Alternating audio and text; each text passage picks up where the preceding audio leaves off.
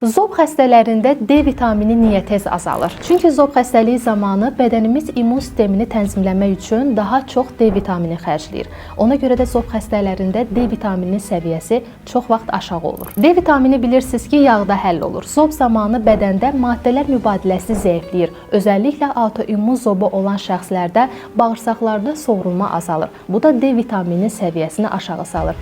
Bir sözlə, D vitamini azaldıqca zob daha da aqressivləşir. Əgər bədəninizdə D vitamini azlığından şübhələnirsinizsə, mütləq şəkildə D vitamini analizi verin. Nəticə 30 nanoqramdan aşağıdırsa, 2 gündən bir səhər yeməyindən sonra Multizan D3 10.000 vahid tabletini qəbul edin. Bu müalicəvi doza gedir və bir listi müalicə müddətində kifayət edir. Əgər D vitamini defisitiniz yoxdursa, profilaktik dozada, yəni həftədə bir dəfə səhər yeməyindən sonra qəbul edə bilərsiniz.